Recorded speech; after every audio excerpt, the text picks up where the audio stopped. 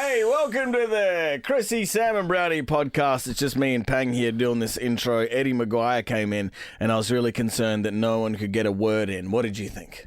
Well, I'm not going to lie. I think I described Hot Seat as unwatchable. So hopefully that stays in the show. So Ed was in, Tony Martin was in. Mel B was on, one of the goddamn Spice Girls, and it's always tough over the phone, but I think she took a shine to us. You in particular. My shithouse question. No, it wasn't. It was a great question. I rolled out. I know. You'll see. You'll hear the questions. They're not great. Ask Brownie was back. Tony Martin was back. And Pangy found this unbelievable audio from a show called Storage Wars, Texas. I tell you what. And here's just a little taste, and this will make sense later, but enjoy this man's accent. Sounds straight in to me. Enjoy your podcast. Chrissie, Sam and Brownie. The podcast. Good morning, men. Whoa! Morning, Christine. How are you this morning? A little rusty, John. Little rusty. Did you have a bit of filming yesterday? Yes, we did. We filmed an amazing episode. I'm so excited for you guys to see Masked Singer. It is next level fun. It's so good. It's so good. I've had such a great time. We got Mel B on today as well, Swanee. We do. Your co-star in regards to judging. Yeah. Now, Swanee, she's a dream, by the way. Who's more is there a Red Simons type judge on the cast? Dave Hughes, Abby Chatfield, Christine and Mel B. So by Red Simons, you mean somebody that just absolutely hates being there and gives everybody shtick. Gives them the gong. Their performances. The simple answer is no. We're just having such a great time, and we're taking it so seriously, trying to solve the puzzle of who's behind the masks. I'd be surprised if you had, but have you told Mel B our theory about the Spice Girls? What was it? That Sporty does all the heavy lifting. No, I haven't. No, it hasn't come up. And please don't embarrass me at 8:30 in front of my new friend. Come on, we're cool. We all know the posh Spice did the heavy lifting No. over all those years. Untrue. Eddie McGuire on the show as well. So we've got Scary Spice. Can't wait. And Business Spice all on the show. Yes, on one Business morning. Spice, absolutely. I don't think Eddie's been in studio here before, of course. Hey, here's what I'm He wondering. has. He has? He has, Jackie yes. reckons he hasn't. Yep, he has. I remember it clearly. Hey, Okay. I'm worried that Eddie will get on that filibuster run he gets on. Yeah. John, if Ed He'll be listening at the moment. No, he He'll won't. be taking notes at the moment, listening intently. He's more prepared than any man I know. It's true. He will bring that up. Chrissie, Sam and Brownie. Travel stress can take a hike. With lots of fully refundable hotels, whatif.com has got you covered. Just remember, booking cancellation windows apply. So go ahead and relax and book your next trip with confidence at whatif.com. What if? It's Aussie for travel. Former Brownlow medalist and baby bomber, premiership player Christine Swan, Port Adelaide premiership player for that matter. I didn't want to bring that up because it's 2004. Gavin Wanganeen. add hunk to the list. Yeah, he's a hunk, actually. He is a hunk. I had to call a game with him last couple of years ago. He did like a special guest appearance at a Port Adelaide versus Adelaide game, Swanee. Yes. And he's revered over there in that part of the world, in South Australia especially. Mm-hmm. And I stood beside him giving the pre-game, and I got caught just staring at his magnificent skin. Got really like a very oily, smooth skin, Swanee. Oh, yes. I was struck by that. Yeah, and as you should be. Very strong. Very strong. Yes. But I'll tell you what else. He's big into these four. Well, I'm not sure how big he is into these four driving, but yesterday, Swanee, he was down at he's out at Beachport on the South Australian coast, four driving along the sand. You know, just in your Ford Ranger, I'm reliably informed. Whenever I see people doing that, I'm like, they are living their TV car ad dreams. Absolutely. It'd be fun as hell. Yeah. Doing that sort of stuff. Man. Just hooking along. However, though, him and his mate just got a little bit too close to the water, and the big seas started forming. And next minute, old Gav got his Ford Ranger bogged. And no. The big sea's approaching down there at the South Australian Bight, Swanee. What? Yes. The Great Australian Bight, and the southern seas, it can get a little bit hairy, it's fair to say. And this what happened. Oh, a bit worrying here. There's our first helper. And with a fast sea coming towards us. Wish us good luck.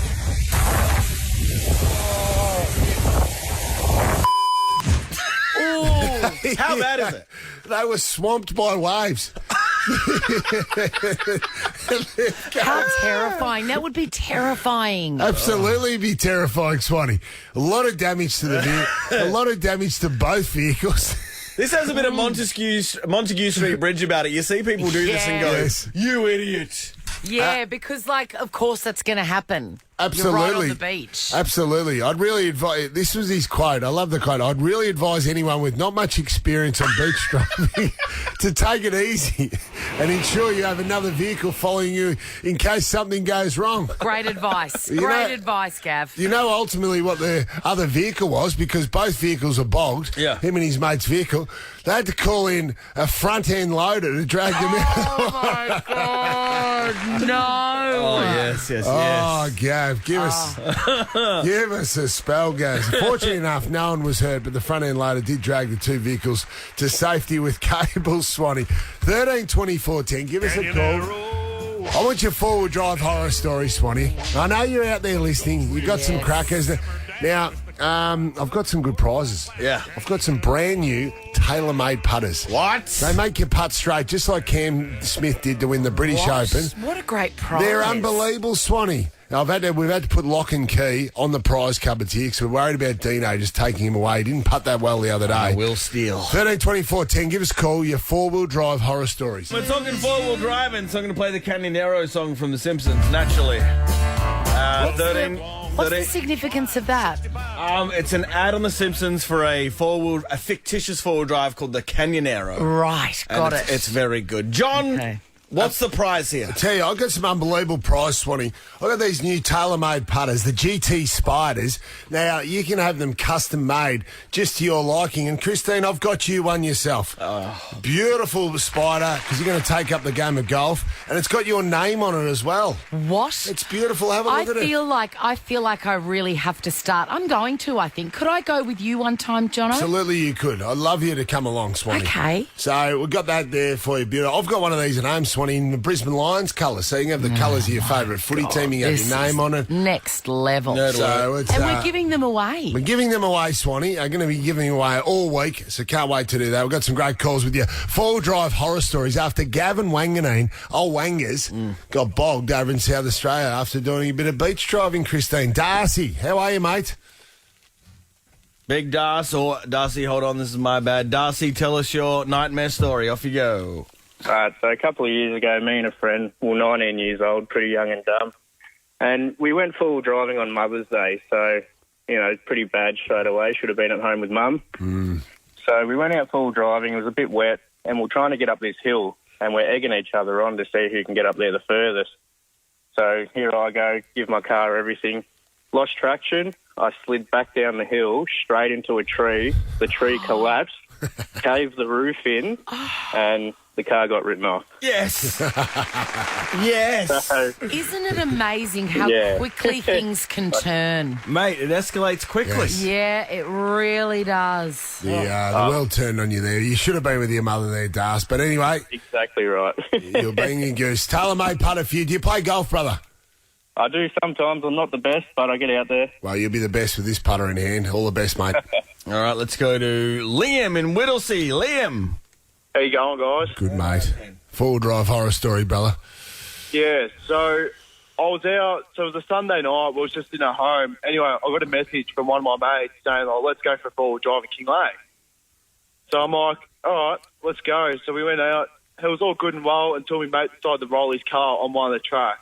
And it was pretty much a totaled car. Really?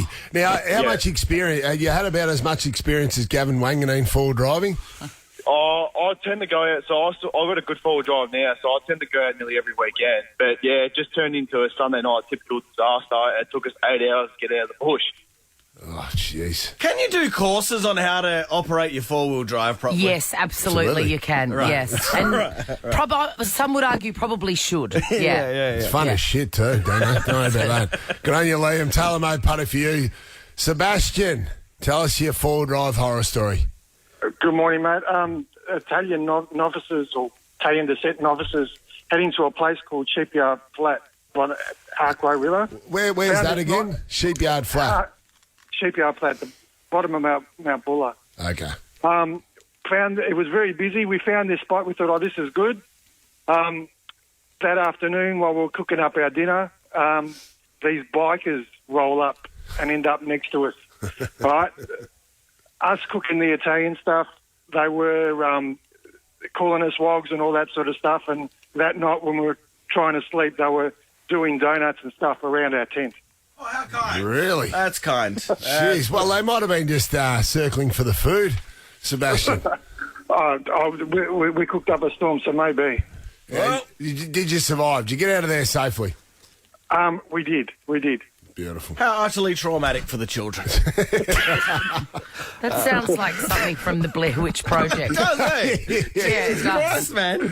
Hey, this tailor-made putter will probably get you laid, I reckon, Jono. It's that good. Wow. Might use it Sunday. Yeah, all right. Where's this? I've got to read the proper thing because it's very, very You sexy. probably needed it for the bikies, Dino. The tailor-made putter will change your life, and here's why.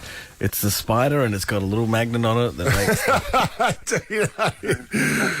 Dino, don't worry Yeah, about it, hey, brother. a custom Chrissie, Sam and Brownie tailor-made golf putter. Was that the official plug? Oh, yeah. There's a spider on it, and it is cool. TaylorMade's My Product, the ultimate in personalisation and performance. Design yours in stores or at your tailormadegolf.com.au. Go to the website, but it's a flash custom one, and you've got one. There you go. See you, mate. See you, brother. Okay. Good work. This is the Chrissie, Sam and Brownie podcast. Chrissie, Sam and Brownie on Nova 100. And, hey, if you can, mask up a bit. The mask debate has become a hot topic when government advice is to schools now, to year 8s, to children aged 8 and over, they should cover their faces in class. Not Yes. outdoors, but cover their face in class. So. The official line is we're asking all students aged 8 and over and all staff in schools across Victoria to wear masks in class except where removing a mask is necessary for clear communication. It could be argued that that's any time for a teacher. I find it very difficult to understand what anyone says when they're wearing a mask. Yes. Am I alone?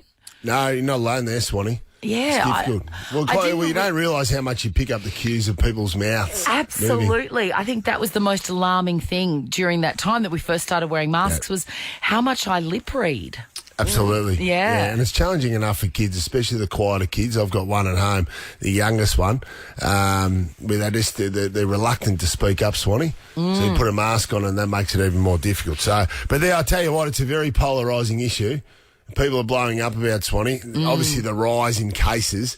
They're just trying to minimise where they can, aren't they, Dana? Yeah, so, like, if you can wear a mask, it would really friggin' help in the next month, it sounds like, according to health officials. Yeah. Yeah, just until the end of winter, they're saying, Yes. aren't they? Does it seem like, though, that are we targeting the wrong... Are we taking the wrong group? Because the younger people haven't seemed to have as much prevalence of it. Or, so the school kids are getting affected for what's happening in the adult world. Like Yeah, the good point. younger children, you know what I mean? Like, 'cause or are we so worried that they're super spreaders that they don't really suffer bad symptoms, but they are the super spreaders of the society? I think probably the latter. I know my daughter's teacher has it at the moment, and I mean maybe that's how it's happening, is that the kids are passing it on. And it's not as serious for children, but then they're going home and the parents and you know what I mean, and then onto the grandparents. I mean, look, I don't know enough about it, but It feels like there's two things at play, like the annoyance and the inconvenience and all that stuff, and then the side you don't see of the nurses and that you're like Jackie Felgate's posting people's stories at hospitals. Exactly. And it's really not good. And these are the people that are there to look after us, and they're really struggling. Yes, Absolutely. Yeah. The government's been accused of not putting a mandate in place because they're trying to not cover up, but trying to, lower the... Get re-elected. Well, that's right. They're trying to get re-elected, so they're not making it a mandate. But look, I can understand that because we all have got fatigue when it comes to mandate and all those things. So I can understand the government just wanting to issue advice as opposed to let's not go back to 2020 and 2021 when we had to put mandates in place when this wave was happening. But if you're a sane person that could chip in, wear a friggin' mask just a little bit more over the next month. Is that a hard ask? I think it's wise. Oh, Pangy's in next, and he never wears a mask because he doesn't care about anyone. Chrissie, Sam and Brownie. The podcast. Good morning, Melbourne. Jonathan Dino and Melbourne's favourite sellout, Whoa! Sam Pang. Whoops. Wrong button. Now, Sammy, that may sound like a sledge, but I mean it with love and admiration. It does sound like a sledge, doesn't it? Yes, but it's not, because the show that you guys announced yesterday, Mick Malloy, Marty Sheargold, Lawrence Mooney, Sam Pang live at the Palais, 4th of November, has sold out. I love We're it. sellouts. So, There's a sold-out sign up, like just dangling in the breeze. I love that old school. I don't think the shows that are on before November the 4th would appreciate that, Brownie, as you walk past them. Of they course. may think that they're sold out. But yeah, it was amazing news. But and so they've had to go and put on another show, Swanee. Yes, they have 26th of November at the end of that month. You can get your tickets from ticketmaster.com.au, and I think they go on sale at 10 a.m. and will sell out I'm pretty 100% sure. I'm pretty sure that that's the end. Like That is the end of the run. Yeah, I was going to say. So that'll be a good one. That'll be a party because that'll be end of the tour, and it'll be a party that night. I'm feeling a bit like Slash, the guitarist from Guns N' Roses, when they went on that famous Use Your Illusion tour that spanned 2.5 years. Just before the final run, he spent 5 weeks in rehab in Hawaii. Yes. I'm sort of feeling the same. I'm vibing the same thing, that there may be a little spell, a short stint in rehab about mid-November. 26th of November, the Palais. 27th of November, rehab. Rehab, I go straight in. By the way, the 26th one is already on sale, so people better be quick. You guys should get a tour bus. Don't fly around on a plane. Go old school. Yeah, Get a I big like double-decker. Out of the 4 of us, who's driving it, you reckon? Me. Put a little hat on. We're absolutely fine. No, Greyhound bus. Swollen lead foot. This is huge. It'll sell out today, so just get on the internet right now. Yeah, it is the last show. We're not doing any more. We're not doing it anymore. You sound like John Farnham. This is the last. This is the last Come one. on. It's hardly fun. My liver won't last. I'm telling you, that's it. You'll be doing You're the Voice last set. Ever wondered what happens in the studio? Check out Chrissie, Sam and Brownie on Instagram. Just the lessons I learned from having been paying attention last night, Brownie. One was Tommy Gleisner. We want to be very careful. Yes, I was taking gonna say taking 2 minutes of weeks off. Very, very unwise for a man of that vintage. Is there a saying about showbiz? Yeah. Don't Never scare take the a word. horses. Don't scare the horses. Don't scare the horses. And I tell you what, Well, he's downtrodden at the moment. He was glue factory for Tommy, the way Christine just filled in. Oh, it's Didn't such skip a beat. It's such a fun job to do. I mean, you guys are so amazing, truly. Well, The cast is incredible. Who was the cast last night? Marty Sheargold, Sam Pang, Celia Paquola, Alex Ward, Ed Cavalier. Strong. next time Yeah. you see Seals too, by the way, she will be a mother. She will be with child. It'll be in the arms. Great. But She'll be a good mother, Seals. The best. couple of things I learnt though, Brownie. One is Harrison Ford, 80 years old. Really? Harrison Ford's 80. Jeez, he's hung on. What is the secret to his elixir of youth? I mean, good question. I would say grumpy. I'd say probably a shit ton of money. Yeah. He owns a big ranch, like near Yellowstone. They all go for the ranches, don't they? Yeah. They love ranches. Yeah, what does that say about that lifestyle, that you achieve that zenith of fame and success, and all you want to do is lock yourself away from other people? Oh, yeah. That's. You'll be riding horses. I could see you buying shooting things. I could see you buying a ranch. I love a ranch, one day, absolutely. wouldn't He flies planes too. you? The other thing too is a big congratulations to what else? Swanee Milo, the police dog, who found 5,000 pounds of meth. Yeah, that's over 2 tons. Good boy. Dog, eh? Yeah. He went on to play fetch for 111 hours straight. Yes. Hard to go back to the doggy biscuits as a reward for that. Month, don't you reckon? If you found Trouble. the nose has been head down in 5,000 pounds of meth. Well done, mate. He loves trance music now. It's so strange. He does. He So does. strange. Yeah. The Coral Princess too. Are we up to date? No. Coral Princess is the new the Ruby Prince. You know the Ruby Princess. Yeah. So the Coral Princess is this boat that's that's basically COVID's going through it. Yeah. And I have it on very good authority that Tommy Gleisner is on it. and I'm just putting it out there. Who's up for just firing some arrows into it that are and just light that thing up and have a real Viking funeral as you send that boat out to sea? What do you think? I can't see anybody disagreeing with that. That'd be fun. Now this is the one thing I learnt last night. It's a show called Storage Wars Texas, Swanee. Oh, now, this was a gift, right? It is so good. So you had to do it for Trash or Treasure where, they show you something and then I have to decide if it's Trash or Treasure. But this, I'm trying to set the scene. These two cowboys, genuine cowboys, got the hats on and everything. They've got this, air compressor. It's got it's Michelin, it's kind of old. Big one, like for truck tyres and things like that. I don't think, no, it wasn't that big. They could hold it, couldn't they? Yeah, it looked like a domestic sort of one. Yeah. So they're not quite sure what they got, these two hillbillies, right? But have a listen to these two. Have a listen to them describe it because I want you to get a kind of grasp of what they sound like and what they look like. Well, that's the Michelin guy right there. This thing looks like a part air compressor and a part statue. Yeah. Statue? Air compressor. So they've got this air compressors, Michelin air compressor, these two cowboys, and they give it to the expert and they ask his thoughts. But have a listen to one of the cowboys, just his little reaction at the end. This is from the Michelin Company, air compressor that they manufactured in 1920s into the early 30s. Cool. I'm liking that. I'm liking that. Cool. I'm liking that. I'm liking that. I'm liking that. Air compressors around in the 20s and 30s. Oh, yeah, absolutely. I'm liking that. I'm liking that. I didn't think that'd be a thing. Yeah, and so Michelin, of course, is a French-based company, and I gave a ridiculous stat last night, but it started in 1894. The Michelin Man, the tyre man. Originally a tyre. Yeah, absolutely. And the Michelin Man is all made up of tyres. If you I'm liking that. You're liking that, eh? Yeah, man. He moved into the restaurant business. Yeah. So Michelin. Yeah. Well, no, absolutely. That's where it's from. Did he? Yeah, Michelin. Well, the brand, and so.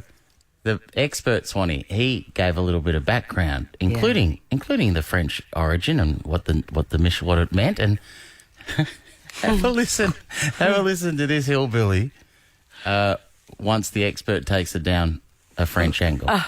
The French name is bibendum. It's a very, very collectible item.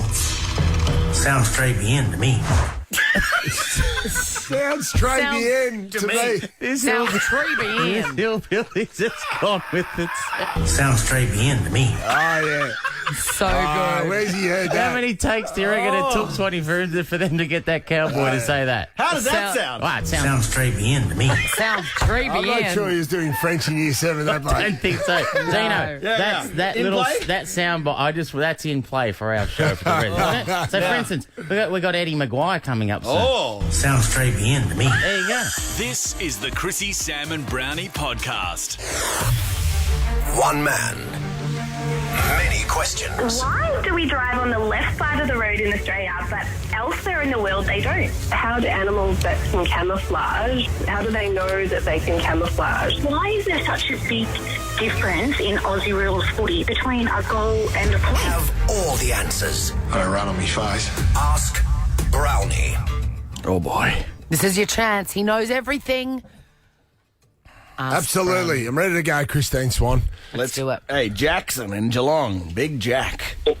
Morning, how are we? 10 out of 10. What do you got for JB?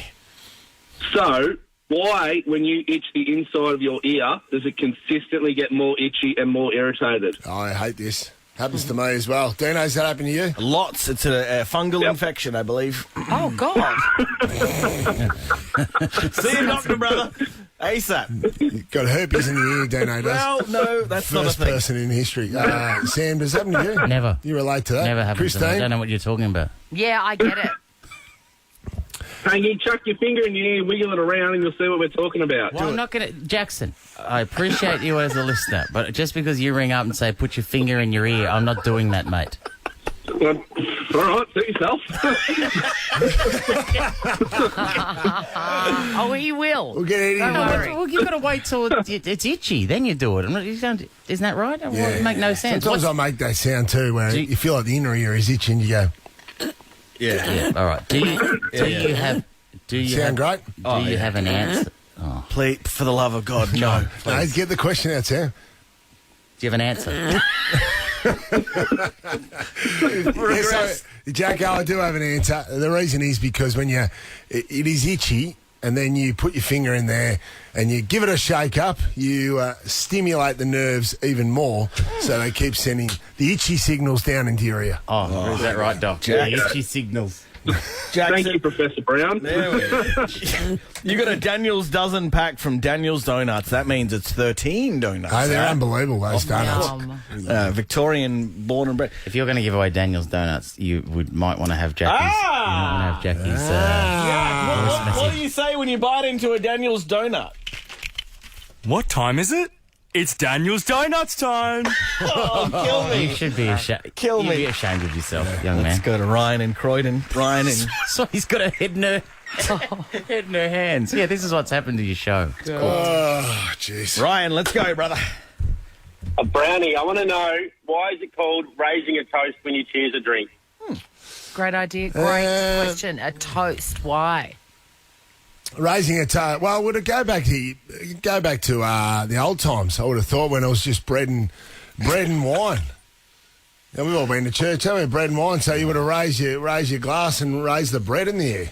I don't mind that. I mean, I don't think it's true, but I don't mind it. I don't mind it. That didn't even make sense. Well, you would have just celebrated. Hey, good on you, hey, Sam. You just got married, hey, and you lift up in the air and you hold up your drink and you got the loaf of bread back in the old times when that's all you had. And your toast. You reckon at celebrations in your words, in the old times? Yeah. They used to raise a glass and the piece of bread in their hand that's as well. That's why it's called raising a toast. Well, why isn't it called raising a bread? Because it was cooked. It was cooked, absolutely. Much like this segment. Ryan, a dozen Daniel's Donuts. That's 13 donuts. Daniel's Donuts, Jack. Just go real quick, Just get back on it, Jack. Come on, man. What? Hey, what time is it? I don't know. It's Daniel's Donuts time. Enjoy, Ryan. This will teach Jack to take care of his credit card a bit more, if you know what I mean. Oh, my God. I can't wait to give away more donuts just for that bit. Charlie in Hampton, shoot. Come on, Charles. Yeah, good morning, all. Hey, brother. How are you? Good? Yes, going well, How are you? Good, good. Yeah, my question is, John, why on the keyboard they're not on the alphabetical order? Why on the keyboard are the letters not in alphabetical order? That's right, yeah. Yes, well, the bloke that came up with the keyboard was pissed when he put the keys down. That 100% feels correct. No further questions, please. He was raising a toast. Several. How many more calls do we have? I can't see because I'm in Sydney. Two more. Okay, great. And then I've got a question after that. Swan, any ideas on what to give Charlie as a prize? I reckon out of everything. maybe Daniel's Donuts. Oh, okay. Do we have enough? Interesting. Hey, Charlie, what time is it? It's Daniel's Donuts time. Yes. Mate, one of the great broadcasting legends is just outside our door writing notes. Unfold. Oh, yeah, you think he's taking notes? No, he's put his pen away. He's put his pen away about 5 minutes ago. And it was a very humorous answer to imply that the inventor of the keyboard was drunk. But I would like to know why. There's a real answer for that. Can you follow that up? Okay, we'll follow that up and we'll get someone on air. I'd like to know the answer. Yeah, later in the week. Yeah. Finally, Zach and Eltham, what is your question for Big John? John, first question, long-time listener, first-time caller. Welcome. Question is, thank you. Question is, food safety question. Cheese and bacon rolls at the supermarket, why aren't they kept in the fridge? Oh, mate. Great question. Great question. Well, they're not really... Food? They're not really anything like if Christine Swan had anything to them, they actually don't have bacon in them. It's true. She's forgot those in MasterChef. Funny. I would have thought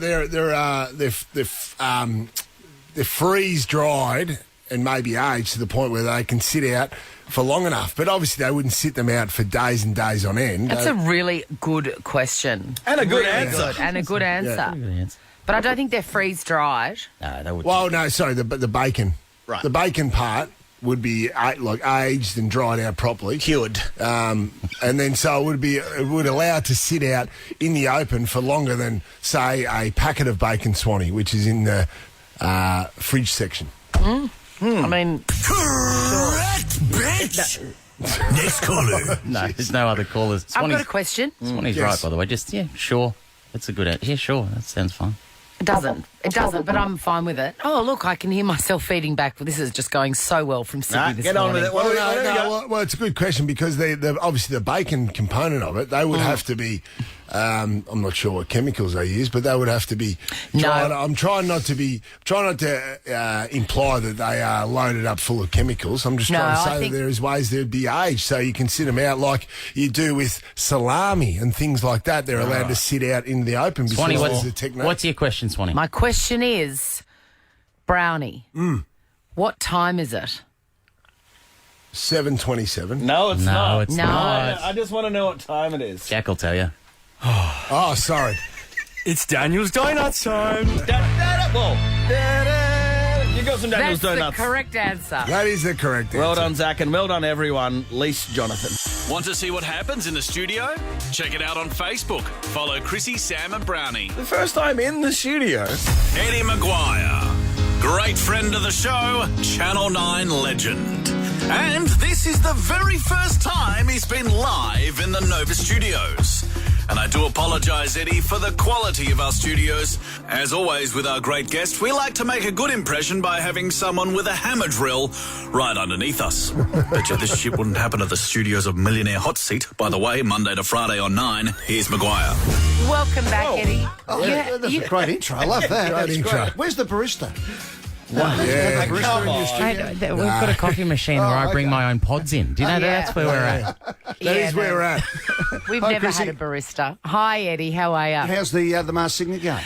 It is a wild ride / fever dream. It is so much fun.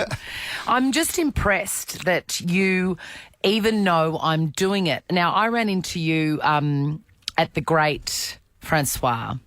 I was there for my birthday and I said hello to you because you were at the next table and you reeled off 4 or 5 things that I was up to that you knew about and that you were congratulating me on. And I thought, this man's brain must have so much information in it. How do you know what everyone is up to? Well, I'm actually stalking you, Chrissie, so... No, I just am really... And didn't I come in, guys, and I said, I don't know how he knows so much about everyone and everything. You're really incredible. Oh, look, it's good fun. I love our industry. You know, a lot of the times you just hear people, and if you pick up the paper every day, it's always having a crack at TV. There's so many great local performers here that don't get a go at it these days because it's very hard to get a time slot for any types of shows. So, no, I think always, I used to joke, all you're doing is making 1 or 2 Kerrys richer, so don't take it too personally. You know, we all work together. Brownie, you guys on the radio here, I used to be on Triple M, but we're always good friends. We've been on each other's shows, promote things, and that's what it's all about. There's a tremendous... I think what we missed was the Logies the last couple of years, which also gets talked down, yet when we got to the Logies this year, everyone caught up. It was like a convention and a reunion, and it was good fun. All right, there's a few sleepless cast members on that one. Radio next morning was unlistenable, and I shouldn't have been on air. But I admit that. That's fine. Well done, Sam. I don't. Before we move on, a couple of quick answers to these questions, Ed. The Masked Singer got mentioned. Have you ever been asked to be on it? I was actually asked. Why did you say no? Have you ever heard me sing? If you had known if I could sing by now, you would have heard me sing. I would have opened the footy show every week with a song with a number. I would have pushed Sam out of the way. Instead of saying it's a big weekend, been a big week in football. Well, Sam had a go. Of course, his classic album. I do my best work after midnight. Sold about 5 copies, but no, I can't sing. I remember 1977, 2 grand finals in a row as a 12-year-old, and my voice box exploded, and that's where it was left from there. I used to be in the choir at school, and that was it. Then I used to just mouth the words. Shut up. Why do you still do Millionaire Hot Seat? Because I love it. Do you? Yeah, I do. It's great. It's unwatchable. Fun. It is. It's fantastic. Come on, Sam. You know what? It is great fun. This sounds like a cliche or what you talk about, but you get people coming through. It's like speed dating because we knock over 6 shows in a day. So 36 people coming through, and it's great fun. And to see you don't have to win $1 million, and most people don't. In fact, how long since we've given away $1 million? Late last year. Yeah, and last year. And that was a life-changing experience for a bloke from Carlton, really good guy, and he thought basically, his shot at life in a lot of ways. I believe, was that Anthony McManus? It was indeed. Anthony was great. Former That's actor. Reggie Bird's first cousin. Yeah. Really? Whoa! Yeah. Do you remember what the question... 6 degrees of separation in Melbourne. Yeah. You're saying Eddie knows everything about everyone. Sounds like you're following the same path, That's Swanee. the only thing I know. Do you remember what the question was? No, I can't. It wasn't that hard either. Really? Yeah, it was an easy. No, I remember it was like, that is absolutely gettable. Yeah. And got it, he did. But did he bore you stiff with a stupid story from his past? No, that was the thing. He was a great character as well. Yeah. Really good bloke. He'd been an actor over the years and thought his moment had passed. I think he was on... might have been the Sullivans or something, one of those shows, and as a young actor. And so he's in his 50s, gay guy who had been married about 300 times as part of the promotion and the push for same-sex marriage and things. Yeah. So it really led out the front, so doing great things. And he's living basically in a one-bedroom flat with his partner and working as a barista, and thought maybe his time had come and gone. How and then suddenly, brilliant. bang, he's gone and bought You're a a new dream maker, place. Ed. It was great. You're a dream maker. Ed, that's a great story, but when they're telling you those awful stories, do you just want to die inside? Well, we were just talking outside that we might actually... There's a few offcuts from the show. So every now and again... But that'll be a show in itself. Well, I was just thinking I might have to start putting them out of socials. Hang on, I've heard the stuff that goes to air. I can't believe that there's stuff that's edited out. Well, It's even worse. Sometimes I have been known to be a bit caustic at times, so yeah. As a Collingwood tragic and obviously former president, longest serving president of all time, did amazing things there. Second, actually, at Collingwood. I Second? missed by 2 games. Did you? Well, you're going to have to come back for a second run. Jeff Kennett's come for a second run, so you might have to do that. No, well, Jeff Brown's doing a great job. He's doing. I saw Eyes are Brownie the other flying. day. He's absolutely flying. He's a close mate of yours too. But Nick Dacos. Have you got, like, the whole football world are making big predictions about Nick Dacos, this first year for Collingwood, who has just taken the competition by storm. Well, where can he get to? Oh, well, look, he's already there, basically, at the moment. He's playing great football. And what's gratifying for us is that we obviously knew about Nick coming through from basically the under-11s. And, the club was set up on its recruiting for him coming on board. We needed to get the points to make sure we could get him as a father-son. And that's what sort of happened 2 years ago, and there's a lot of hullabaloo about all that. But here we are. Was any wooing required? Do you have to go around to the Dacos' home and just have a cup any of excuse tea? to go around and see Colin and Pete is always a good excuse. Absolutely. No, there wasn't. He barracked for Carlton for a little while as a kid coming through. Oh, but you missed out, Sam. You've got to let people have those situations. So we'll put it this way.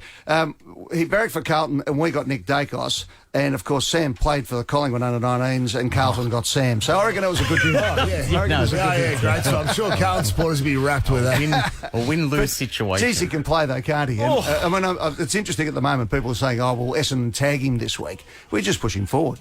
Push him forward. He kicked Imagine him on a half-forward. You know what I loved as well the other day? So Nathan Buckley and myself commentated the game, and it was Scott Pendlebury's 350th game. Yeah. And Bucks said this to Pendles in the pre-game. Beautiful interview. That said when Pendles turned up to the footy club as a 17-year-old, Bucks thought he was aloof because he thought all the other players needed to have the energy and the hyper-intensity that Bucks did. Yeah. He thought that Scotty was aloof and didn't care about the game like he should, and he's gone on to play 350 games. No, he was a beauty, Scott. I remember the night we recruited him, Derek Hine came up to him and said, "We're going to take Daisy Thomas and not Xavier Ellis," so we knew that.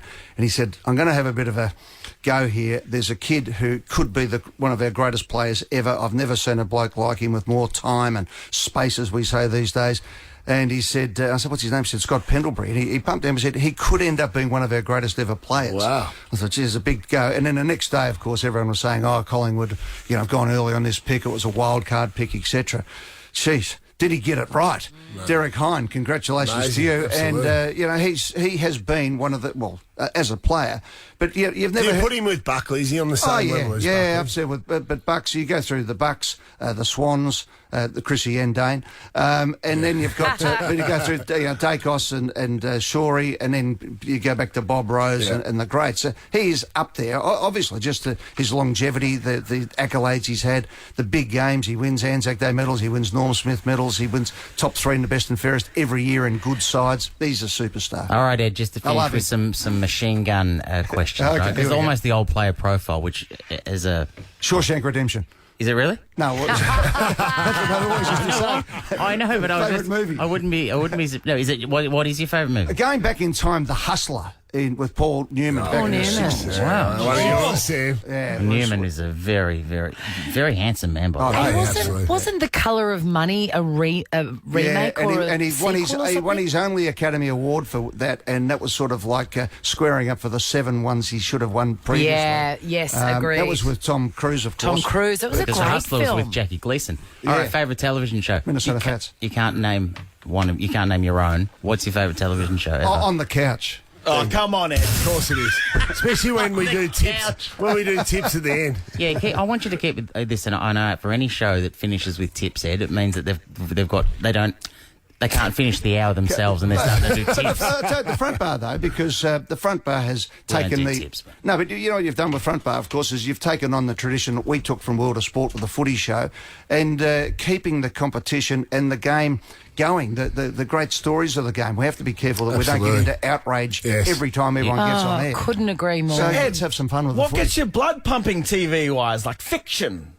Oh, like everybody, right? You're on the streaming services, and I like the true crime, going back to the days of Underbelly and things like that. Me and, I actually caught up for lunch with John Sylvester yesterday, so we're looking at he a was few in here different- recently, Ed. Sly. What yeah. about how he can tell a story? He's got a great story, a great storyteller, and that's always been what Melbourne's been different about, is our great storytellers, particularly in the newspapers, and then our wonderful broadcasters on radio and television. And we don't want to lose that. And so anything that is locally produced and locally made with a great story is something, we've got to tell our own stories. We want to hear about our gangsters, not people in Mexico. We've got our own people. They're good. Even our gangsters are good in Melbourne. We've got our own gangsters. Our gangsters really hold up, don't they? Yeah, they do. Household names, though. World class gangsters. See Eddie on Millionaire Hot Seat Monday to Friday on 9. Have you had fun? Yeah, is that it? Yeah, man. Mate, we're not on AW, mate. You've got stuff to do here. You and Neil Mitchell. No one's yelled at me yet, so obviously not. How are you and Neil going? Eddie, can you stick around for another segment? Because I'm supposed to have the next break and I'm too tired. So can you stick around and we'll just keep on gas bagging? Well, I haven't done a radio gig for a while, so I might audition while All I'm right, here. we're calling Neil Mitchell next, live. Chrissie, Sam and Brownie. Chrissie, Sam and Brownie on Over 100. Eddie's hung around. Eddie, you did breakfast radio for like a decade. 27 years all up in 2 goes, yes. Yeah. How do you not feel like crap? How did you not feel like crap? No, you just did. That's it. As simple as anything. For all the people who are getting up early and going to work, they know what it's like. You've got permanent jet lag, but you get on with it. That's the penalty you pay for the privilege of doing what we do. So it's always great fun. Once the light went on, most of the time you turned yourself going, got the caffeine into you, and away you went. But it is a privilege. I must admit, I don't miss getting up in the morning, but I miss actually having a chat on the microphone and speaking to Melbourne, as you guys do every day. Did you have your own It is a barista there? privilege. Did you have a barista Yeah, there? we did, from okay. Sonali. Right. Sonali, it was great. We actually had the bloke who won the World Championship. He did a good job. Swanee's asked you to stick around, so I'm sure she got questions. I got one for you. Yeah. So our boss is Lachlan Murdoch. Yes. Well, I've never met him. What's he like? He's a good fella.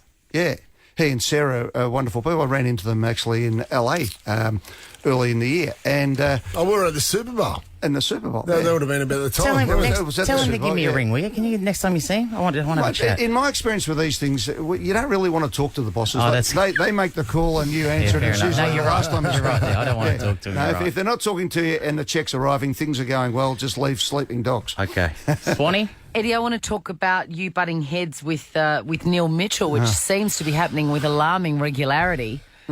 Is it all staged? There's no theatre. I don't think Neil's renowned for his his stand-up comedy. Why would you or his do it acting. then? If it doesn't sound like a lot of fun. No, well, it slipped. What happened was because I came on one week and it wasn't my segment. It was when all the DeGoey stuff was going on, and I gave I thought just a drive-by clip on Footy Classified, and he arced up and he texted me. I thought I was coming on to talk about something different. Anyway, the blue, he started chipping at me on the way through, And when I was Collingwood president, you cop that. You're a public figure, but I'm not anymore, so I'm not copping it anymore. But last week, I thought there was a little bit of disingenuous introductions and things, so it started badly. I probably should have just let it slide through, but haven't been renowned for doing that over the journey. So, but that's it. But now we're going to come back to it. We've got 2 weeks to cool the jets, and we'll get back and entertain people and do what the segment's supposed to do. That's enough of it. I don't want to be going on having a fight with people all the time. In fact, now that I'm not president and all that sort of stuff, I'm Captain Nice Guy again. I'm going back to loving the world. What are the changes that you've seen in your mood and mental health and life since, stopping radio? Just taking it a bit easier, looking after yourself a bit I've better. changed the focus. I'm probably working as hard as I ever have, but in different areas, and you can get bogged down at times, and then suddenly you're butting heads with the same people, or the same things are annoying you day in, day out, and it becomes a bit like Groundhog Day. So you're not yelling at the Herald Sun every morning, you're not fighting and things like that, and you're actually able to clear your mind and start projecting forward, coming up with good ideas. So, for example, the Melbourne Cup Carnival's coming up, and I've been invited to be involved with Channel 10 for that, and that's going to be great fun. And so it's going to be the big coming out party. We saw it with the Grand Prix this year. The footy finals is just going to be unbelievable. The grand final parade, have you heard? It's going to be down the Yarra, guys. No. Oh, do you want a little? There you go, a little exclusive. Down the Yarra, down at the MCG, start at Federation Square. People can line the banks, get everybody. What do in you on mean the down the Yarra? The players going to be in players boats. going to be in boats going down the Yarra. Sick. And then they're going to get into the Toyotas, do a lap of the MCG, so that everyone who's not been able to really see their favourite players over the last couple of years can get up nice and reasonably close without giving COVID to everybody. It's a great outdoor idea. And to get everyone on the public holiday Friday into the city to kickstart Melbourne. So They should take an extra step. They should take an extra step and get them to do the Birdman rally before that. Perfect. I reckon the prep for a mascots Grand go over the ski jump, like the Mooma. Take speckies off the Birdman rally. It sounds like your change of focus has been from coffee in the morning to red wine at night. That's what I say. And also I want to point out on behalf of everyone who hates Collingwood, geez, they're going all right since you left, aren't they? Since you left, Ed. Mate, I inspired them. It is sensational. The Pies are back in town. Collingwood final, maybe. We might play twice in a week. That'd be unbelievable. Imagine that. Imagine playing 2 times in a row. Round 23, Collingwood, Carlton, MCG. Is it? And if you can get into the top 4 with us, then we could play the next week. Ed, as well.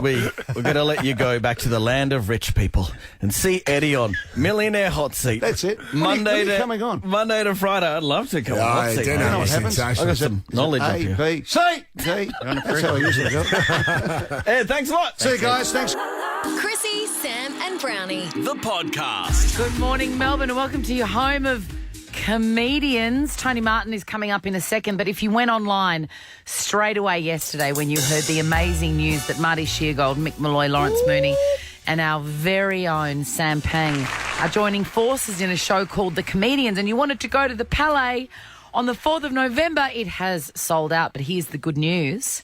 If you get online right now to ticketmaster.com.au, a new show has just gone on sale. Melbourne, 26th of November. The night after, another sellout show in Brisbane. Livers sold separately. And it was a very, ironic decision to launch the show in dry July.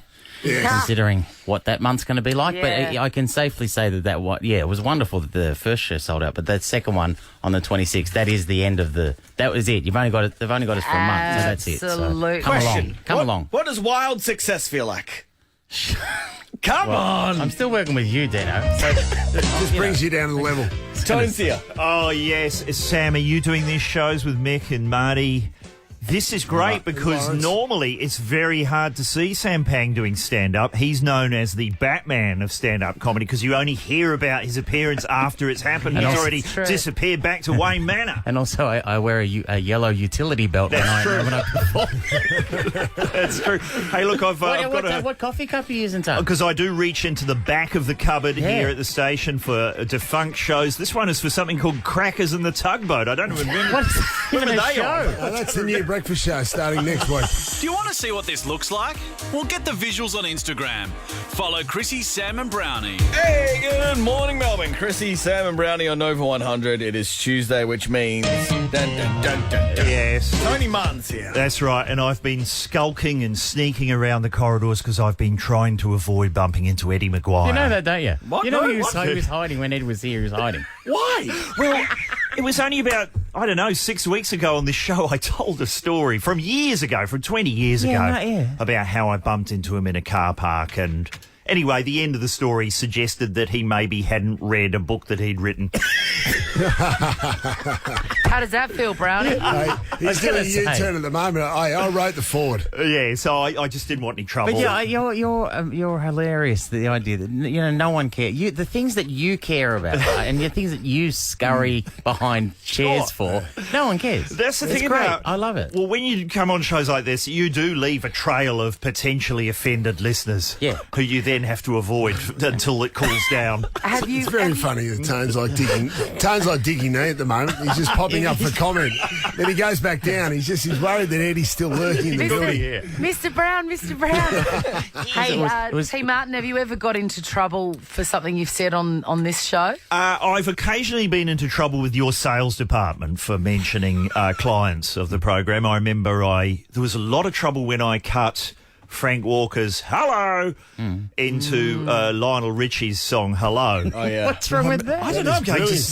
Does he just not like Lionel Richie? I'm not sure. There was a lot of trouble there. There was a lot of trouble when I mentioned one of the Real Housewives had a fragrance called Fearless. Oh, yes, I know the one you're talking about. And Gina Liana. I think I said it was based on the Jeff Bridges film Fearless about the plane crash. Is it the smell of burning fuselage? I remember there was about 3 people from the sales department appeared in the window and were absolutely ropeable. Well, you'll be shot if you mention another donut company today. Daniel's Donuts. It's been the theme of the show. No, you can't go wrong with Daniel's. Would you like to know what time it is? Yeah, what time Would you like is to know it? what time it is? Jack's got the time. It wouldn't be time for donuts, would it, Sam? Well, specifically, what time is it, Jack? It's Daniel's Donuts time. There it is. Yeah, see, Jack's trying to pay off a credit card. They're really getting their $15.50 out of you. Sounds straight me in. I've just come from Perth, so it's not Daniel's donut time for another 2 hours for me. How's the week been, Tom? The week's been quite good because yesterday was the 30th anniversary of a TV show I was on. Oh, yeah, that old thing. Yes, If the you go, Late if you go Show. to my wall, there's a Late Show intro there, Dino. That people who may not... Look, Saturday night, what time? 11 o'clock? It was on at 10 o'clock. 10 o'clock. But I was just doing shows in Perth with younger stand-up comedians, and one of them's going, "What's this show?" And I'm going, "I was in 1992," and they've gone, "I wasn't even born in 1992, Wow. so they had no well, it idea what I was mustn't doing." have happened then. If something happens before you're born. Yeah, they landed on the moon, but that happened before I was born. My so- Cannonball Run 2 jokes were just flying over their head. Get used to So that show was phenomenal. I still watch the Champagne Edition DVD. Oh, the Champagne Edition. That's got a 6-hour commentary track. I think that's the record for commentary. Yes, and I think Mick Malloy might be actually progressively drunk as it goes along. Yeah, that makes it worth listening to. I think How everyone many years was. did it go for, Late Show? It was only on for 2 years. But unmissable for those 2 years, Brown. It's hard to describe in the modern day of television, but at 10 o'clock on a Saturday, you had to be there. And then you would go out after that. And it was amazing. By an amazing coincidence, the very next night, tonight, I have been asked to replay one of my characters from that show. And I can't say where or what it's even about, but when it happens, it'll be announced on this show. It's Sticky Knee. It's We know that. Sticky Okay. Knee. I did God. play. I did It's play Mrs. Sticky Knee. McGillicuddy. Yeah, many of the people I'm now like, I think I remember saying to you that, Daryl Summers got to the point where literally everyone he impersonated was dead. When Hervé Villechaize from Fantasy Island passed away, he went, "That's it, he's got no one left." I'm now getting to that point. Tones here, don't move. This is the Chrissy, Sam and Brownie podcast. Chrissy, Sam and Brownie on Nova 100. Scary Spice is coming up. Swanee's colleague, but Tony Martin is in the studio. Yes, just going through the news. Potatoes increasing in price. Potatoes now more valuable. Surely good news for Peter Dutton.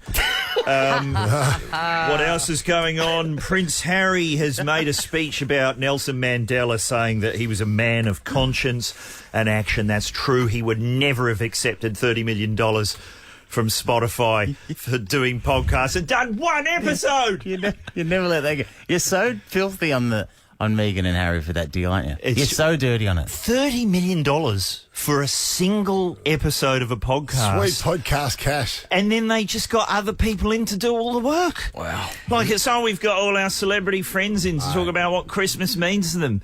And now can I send you an invoice for $30 million? You're on the verge of just going into old man voice. I am. I don't know why. I think it's Nothing Harry on and Meghan. Sizzletown, mate. Well, my podcast is, it's quite complicated to make. In the more recent one, I had a character on who, in a previous episode, had done what I described as the worst practical joke of all time, where he put a boiled egg, not a raw egg, on someone's chair at the office. It had been a disaster. Anyway, he called in again, and here's what happened. Let's not dwell on the mechanics of it. It was poorly conceived. Because it was on your podcast, got a bit of a notoriety from it. Right, well, sorry about that. It was a local radio show. Oh, yeah? Which one? Crackers of the Tugboat. Oh.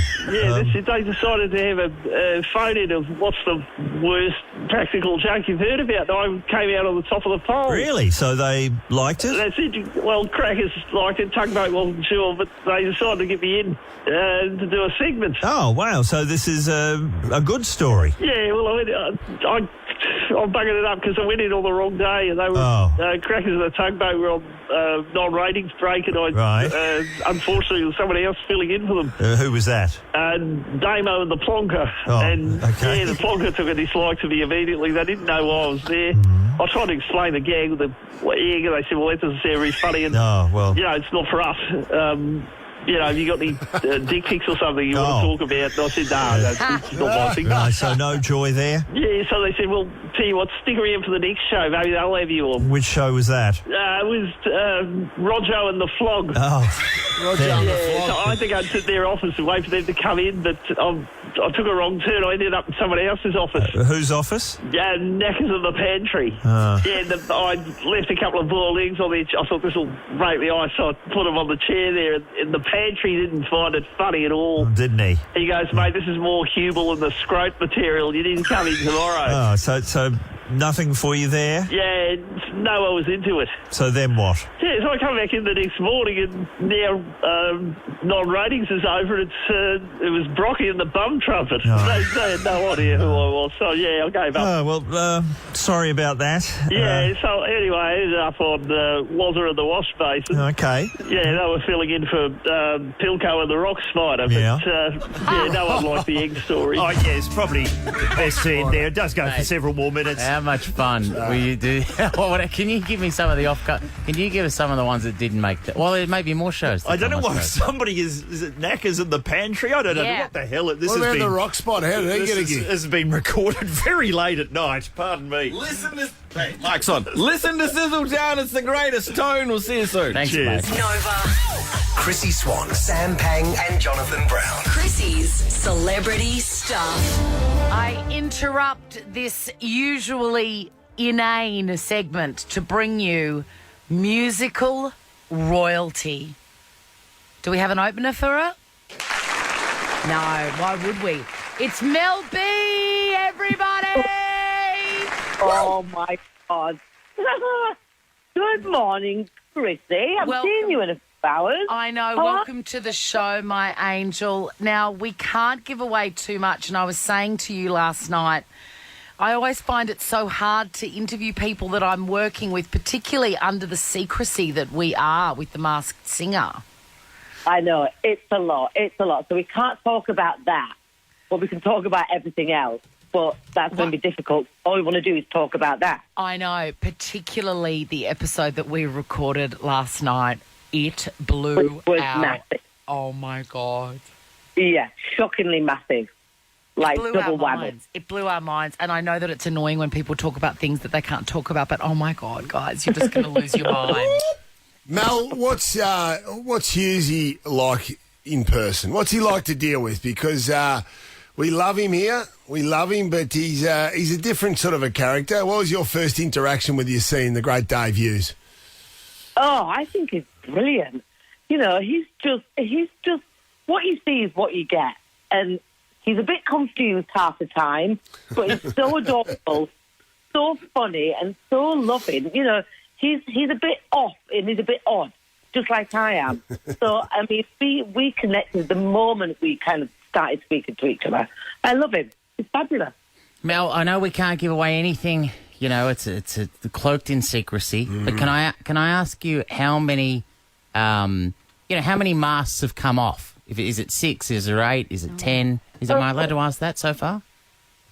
The 9 episodes so far. Yep. So I'm thinking from my memories, which it's so confusing doing the show because you think you've seen or you know what's going on, and then you goes back to episode 1. So we've done 9 episodes. So I'm guessing it's about 6 or 7 that we've seen so far. Okay. But to be honest, it's so intense and you're so in it in the moment, you forget what you've done the last episode.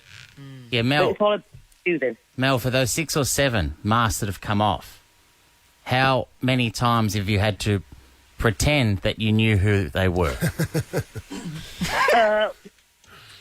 Not many times because I've got a dossier, so I because I've been here for I used to live here for 3 years, really? and I've met people from all around the world, and I absolutely love Australia. And I've got good guidances. You know, I've got Chrissie who knows everything about everyone. I've got Abby who's the social media, social network goddess. Then I've got Hughes who gets everything wrong, so you don't want to go down that lane. So I've got good support and good guidance. Mel B, I know, Masked Singer, we cannot wait for this, but we've got a damn Spice Girl on the phone, so I want to ask a Spice Girl question.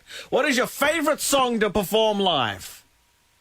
Oh, boring question. But we wrote all the Spice Girls songs, so it's really hard for me to choose one song. Okay. I love to perform all of the songs. Okay, let's spice it up a bit. You guys took over the world before camera phones. If there was camera phones, would they have caught some rowdy shit? Yeah. Who was the loose cannon of that team that would be caught? Well, it's 5 girls touring the world, the same age, we all have the same drive, the same ambition, and we were together as a group, so you can only imagine. Mel, you've got 3 daughters. Is there one in particular that you look at and you go, oh dear, history's going to repeat itself here? Well, I think they're all pretty kind of similar to me, but also very, very different. You know, as a woman, we all have many different personalities to us. So I just think, they're all really honest and really kind, but they're also very different, but very morally correct and honest. Yep, like their mama. Like their mum, absolutely. John. Now, Mel, you've been a contestant on The Masked Singer as well. What's harder or what's more enjoyable, being a contestant under the cloak and dagger of the mask, or being a judge? You know what? Being a judge is so stressful. It really is stressful because you don't really know what's going on.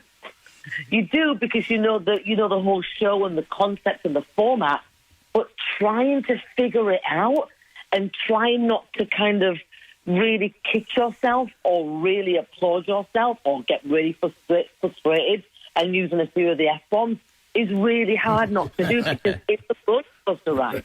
Literally. Mel, one more from me. Who is the most famous fan of the Spice Girls that you are aware of? I don't know because I'm not that up my own backside.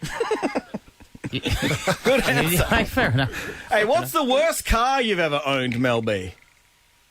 The worst car? Yeah, like before you were a Spice Girl. I'm not really a car person. I never have been. Yeah.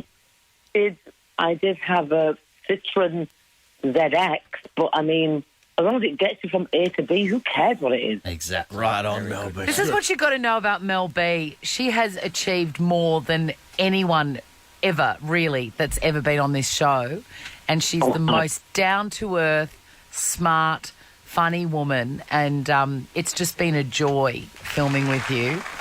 And you are, can I tell you, Mel is spot on. Like, I don't want to speak ill of the dead, but Lindsay Lohan truly had no idea. As a fan of the show, I was like, how is this going to work? Mel plays it and knows everyone because she's been doing the rounds of media here in Australia. She knows everybody. She is playing this game. Don't you worry. We can't wait to watch you guys have a good old time on The Masked Singer, Mel B. It's been a real honour. Thanks for coming on our little show. Oh, thank you. Pleasure. Chrissie, Sam and Brownie. How about some tropical stuff? It's July 19 already, Brownie. Just like that. I can't believe it. And if you're wondering in the world of football, Richmond have been. It's been weird, isn't it? The last 2 weeks they've lost after the siren and then lost to North Melbourne by less than a kick. And lost to North Melbourne, Gold Coast the week before, and should have beaten Geelong a couple of weeks before that. So they've had a few games. They should be well and truly entrenched in the top 8, but they're not. They're dangling on the edge. And officially, the run home begins, doesn't it? I think this is a five or six. Well, there's 5 teams racing for 8th. Well, Richmond, or maybe this is just for those in an old-fashioned tipping competition. Dustin Martin and Tom Lynch not playing this week. No. That's big outs, John. We're doing selection news, though. Jesus. Apparently. Sorry, that's true. Can we do tips? Who are you tipping, Sam? Who are they playing? Why is Fremantle Friday night. Why is Dusty out? Hamstring anxiety. Oh. Is that 2 separate things, or is it the one thing? He's organising a man with a van to get his stuff to Sydney. Victorian students or the Gold Coast. Or the Gold Coast. You're getting that in. That's twice now you've got that in. No, I'm just Do saying, you know something? I'm saying there's other teams out there. North of the border. But you are petrified of saying anything, aren't you? Yeah, I am not. Victorian students have been asked to wear masks in schools until the end of winter. Your thoughts, Sam? Oh, well, whatever the medical advice is, I'm happy to go with that. I don't know. It's interesting. We don't seem to be doing that anymore. I don't understand. I don't understand why we're not taking advice from the chief medical officer, who said that masks would be, the way to go. But now it's just, if you want, we recommend it. But Advice. Yeah. Do you think we've got mandate fatigue, though? That's why they're reluctant, or do you think that the spectre of the election that looms up in November, they just want a gentler approach? The latter, John. I don't understand. Yeah. But anyway, that's we don't get too political on this show, but it just seemed an oddity for me. That's all. Because kids seem to pay the price. If the chief medical officer says this, though, that we should wear a mask and we should do these things, but then a politician says, yeah, okay, that's good to know, but we're going to do this. I would like to follow the advice of a professional. Yeah, but that's a bit old school that, we're saying that to kids, though. Well, shouldn't the rest of us be told to wear masks? Yes. Like, why the kids go? Why is it getting lumped on the kids first? Yeah, because we've had that for because the mandate's not in because we've done it for 2 years and we were very, very compliant. Ask the virus. Yeah, and I reckon the polling would suggest that we don't want to do it anymore. Therefore, with an election coming up, then that's just mine. Oh, that's right, because kids don't poll. Kids don't vote. Exactly. Anyway, the government. Now I've got it. All right, Tucker Carlson. The government is insisting it's not a mask Feels mandate. like it's Tucker over here. We're all asking. What I'm saying, I'm pro. What are you talking about? I called him Tucker. Yeah, I'm not Tucker Carlson. No, I'm suggesting that if it's just the kids, why aren't we going with everyone? I'd be happy to absolutely say, look, everyone, we should be wearing masks again. We'll do it. But don't just target the area, because it's hard. I agree. It's very difficult for kids to learn in class and be compliant with that. Maybe they'll move on as the numbers get higher, Brandy. We're all asking all students aged over 8 and all staff in all schools to wear across Victoria to wear masks in class from now to the end of winter. That's signed by the heads of state. What about? Do you know there's a heat wave on in London? Yeah, it's big. They're talking about they're having issues with one of the runways. It's melting. Hughesy and Mel B were talking last night. I've never been to London, but they were both saying that in London, 30 degrees feels like 45 degrees. Really? No one knows why. But even Hughesy said, obviously here in summer in Australia it gets very, very hot and 30 degrees is no big deal. But in London, it feels crazy because there's no air conditioning anywhere. Yeah, and they wouldn't be used to it. No. Would they? Victorian potato growers, you love potatoes, don't you? Love potatoes. Who doesn't love potatoes? Say spud. Absolutely. So call them Spud. spuds. There you go. They are potato growers are warning that the price of the humble potato could jump by 30%. Why? Why? Because obviously there'd be a shortage. My older economics would suggest that It'll be there's flood-related, supply. wouldn't it? Same as the lettuce. Supply versus demand. Growers saying potato shortages have been caused by soaring fuel prices, but production costs obviously would be involved. But here's the thing, people. Don't lose your mind. Don't read articles and be like, oh, God, why are they so expensive? Fresh fruit and vegetables are always the cheapest and healthiest alternative. They really are. A kilo of potatoes with some sour cream and bacon is going to feed a family. Nah. And that's what, 15, 16 bucks. Bucket of KFC is a better value. Much better value and more nutritious. You'd be surprised how many people think that. I can understand that. My uncle's growing carrots. They've gone back to spuds, but they eventually had to switch over because it was costing them more for a box of carrots. The fuel costs were costing more than what they were getting for the box of carrots to get them to Queensland. Gosh. So you can understand that's a real thing. There's one thing, too. I just want the finish with the Pope has urged young people to eat less meat. Mate. Yeah. I would have thought Red Rock Deli honey and soy. If I could cut them down, It's Jane Hall's favourite flavour. I reckon I'm on a pack a chicken day. and soy. I reckon I'm a pack a day at the moment. Really? Are you? Is that your poison, honey, soy and chicken? Honey soy chicken. Those honey soy chips. Right? And vaping. Yeah, vaping. Chrissie, Sam and Brownie, Ripper Show will be back tomorrow. Chrissie, Sam and Brownie, unless it's a weekend. Over 100.